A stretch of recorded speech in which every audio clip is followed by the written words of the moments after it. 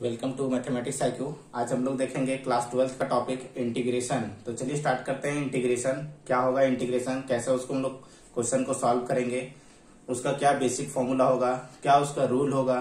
तो चलिए स्टार्ट करते हैं integration.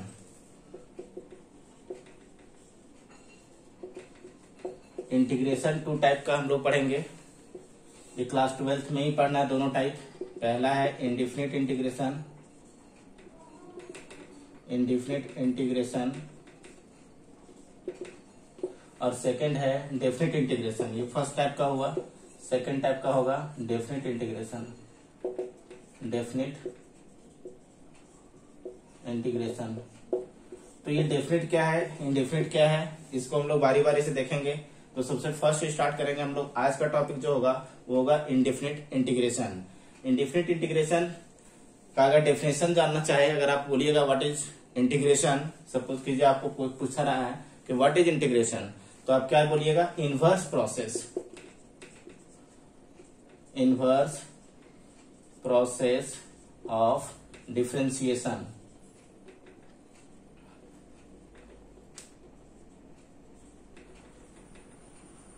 Inverse process of differentiation is called integration. यानी इंटीग्रेशन क्या है, तो डिफरेंशिएशन का, जस्ट डिफरेंशिएशन का क्या है, इनवर्स प्रोसेस है। डिफरेंशिएशन में क्या होता है, कोई फंक्शन ब्रेक होता है, और इंटीग्रेशन में क्या होता है, ऐड होता है। तो ये छोटा सा आपको कॉन्सेप्ट याद रखना है कि डिफरेंशिएशन का ही इनवर्स है वो इंटीग्रेशन है। अब इंडेफिनिट इंटीग्रेशन का कुछ प्रॉपर्टी, कुछ बेसिक कॉन्सेप्ट हम लोग देखेंगे। तो चलिए देखते हैं हम लोग। तो स्टार्ट करेंगे हम लोग इंडेफिनिट इंटीग्रेशन। इसका बेसिक रिजल्ट होगा कुछ, वो आपको जानना है। बेसिक रिजल्ट, वो बेसिक रिजल्ट क्या होगा, इंटीग्रेशन ऑफ x का पावर n dx।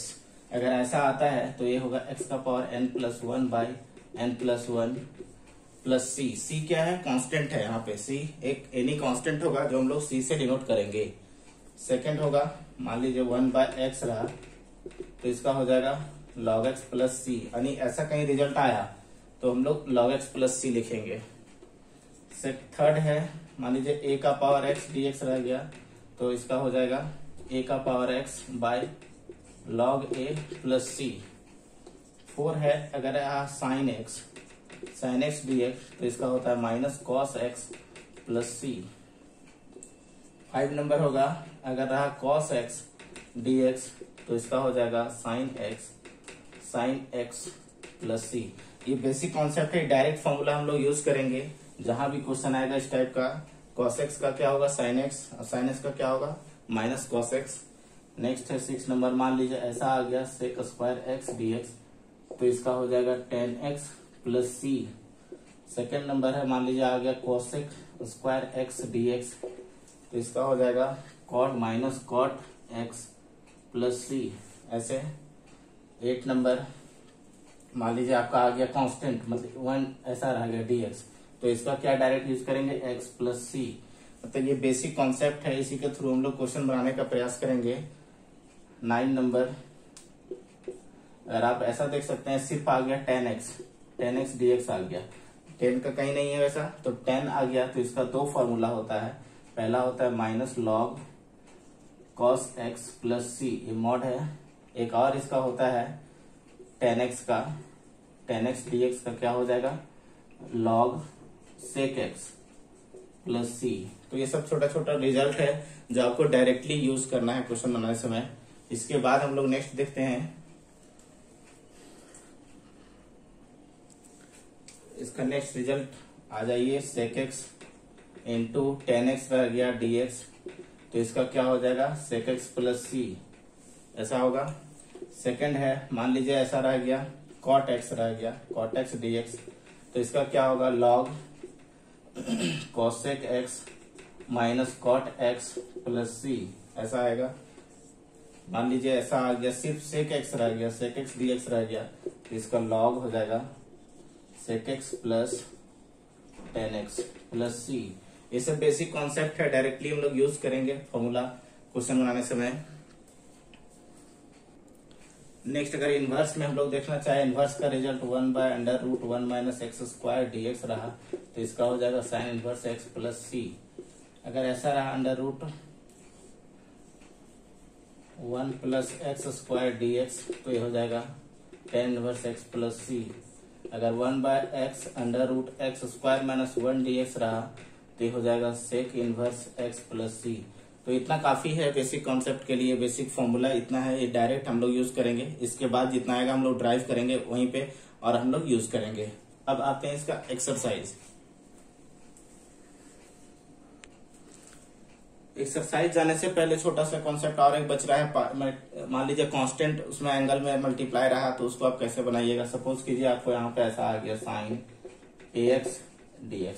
अभी साइन x का पता है, लेकिन ax आ गया तो क्या होगा, तो जहां आपका डिफ्रेंसिएशन में इनटू होता था, इसमें क्या हो जाएगा, डिवाइड हो जाएगा। यानी साइन का क्या था अभी कॉस ax बाई क्या होगा a, मतलब जितना आपका यहाँ पे इनटू रहेगा थीटा में, वो क्या हो जाएगा आपका डिवाइड हो जाएगा।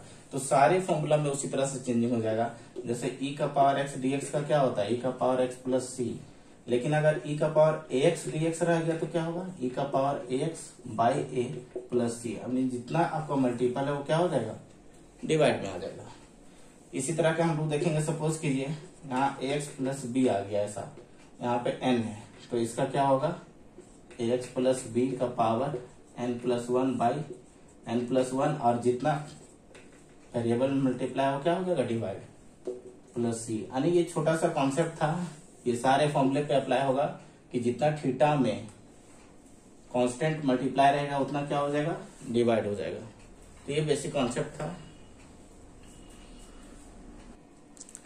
अब आते हैं हम लोग एक्सरसाइज 7.1 में। 7.1 का पहला क्वेश्चन है साइन 2x। इसका क्वेश्चन आएगा इंटीग्रेट या फिर आएगा find anti derivative. Anti derivative का मतलब ही होता है इंटीग्रेशन। अभी आपको बताया इनवर्स प्रोसेस ऑफ डिफरेंशिएशन, यानी डेरिवेटिव का जस्ट अपोजिट। तो हम लोग क्या करेंगे इसका सॉल्यूशन में, integration of sine 2x dx के रिस्पेक्ट में करना है। तो साइन ax, अभी फॉर्मूला बताया आपको साइन ax, तो साइन का क्या होता है माइनस कॉस ax, मतलब जितना रहेगा बाई 2, जितना मल्टीप्लाई है वो डिवाइड प्लस सी।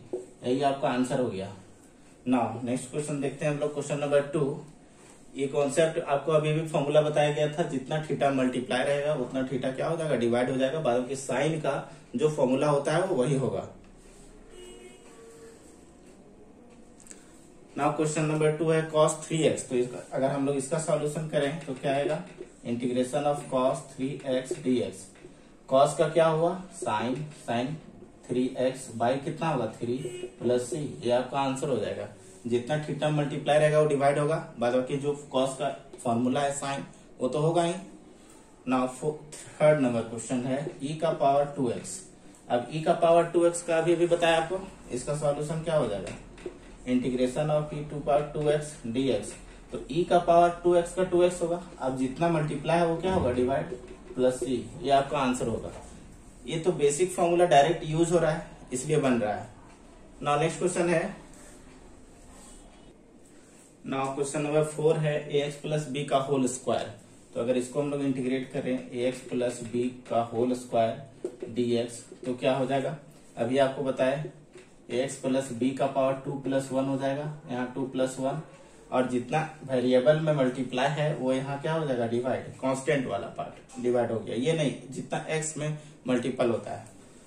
तो यहाँ क्या होगा, ax प्लस बी का whole cube by 3a plus C. यही आंसर हो गया आपका। नाउ क्वेश्चन नंबर 5 है आपका sine 2x minus 4 e to the power 3x, और ये होल क्या होगा, dx। तो इंटीग्रेशन ये दोनों में जाएगा, तो यहाँ क्या होगा, integration of sine 2x dx minus integration of 4 e to the power 3x dx।